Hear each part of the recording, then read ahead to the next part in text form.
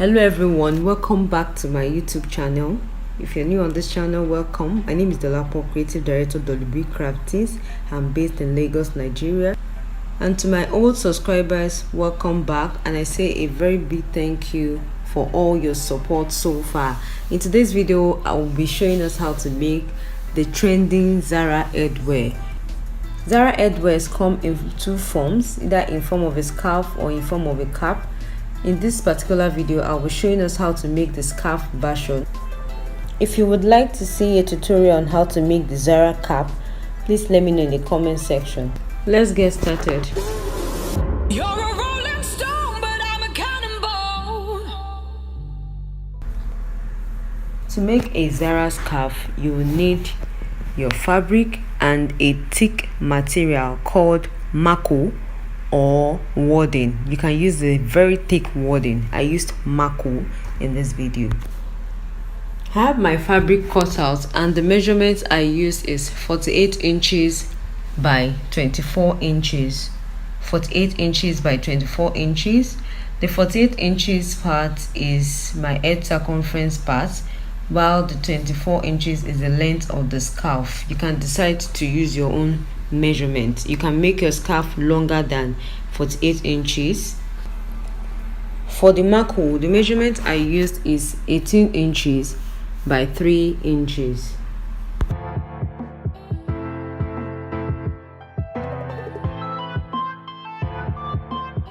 Then I fold it into two to get the midpoint, and I notched with my scissors.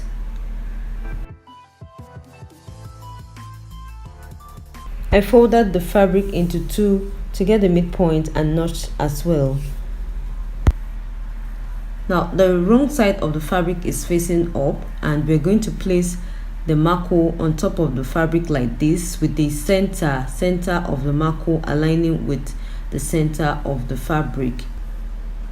We are going to place the fabric over the mako neatly and make sure that the edge, the part I'm touching right now, yes, the part I'm touching right now, make sure that it is smooth while you're sewing. Yes, that part I'm touching right now, you can see that it has to be very smooth. I'm going to take this to my sewing machine now and sew on the two ends of the mako. Make sure you arrange your fabric properly and ensure that it is smooth. So I'll sew on the two ends of the mako.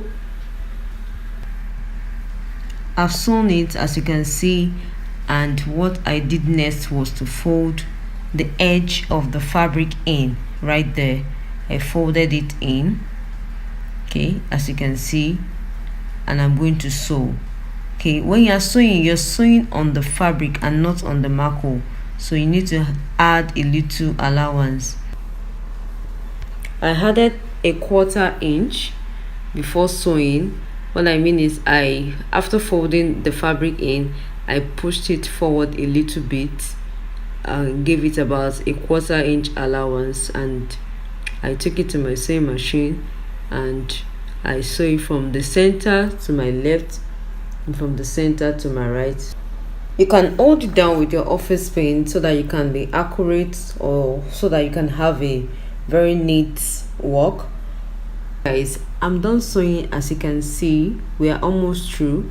You can see the part I'm touching right now, it has to be very neat and smooth, okay, that edge in particular.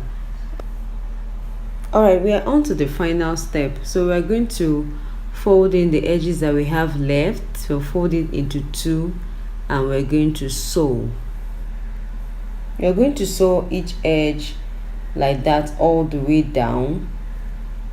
Now guys, as you can see, I've sewn the edges of my scarf and I ironed it. Then I decided to try it on.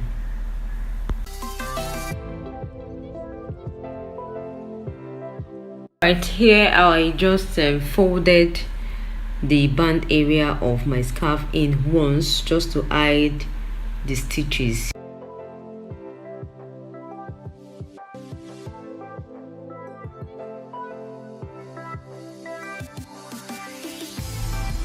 The length of your scarf could be longer than mine, so if you have it longer, you can actually drop it, just drop the hand right at the back of your head. You can as well form a rose with the excess hand, especially if you have it very long. You can just roll it at the back, form a rose, or you tie it twice, just like I did here. I just tied it twice. Was this tutorial helpful to you? Please comment, like, and share this video. And don't forget to subscribe if you have not. Thank you so much for watching this video. God bless you. I'll see you in my next one. Bye.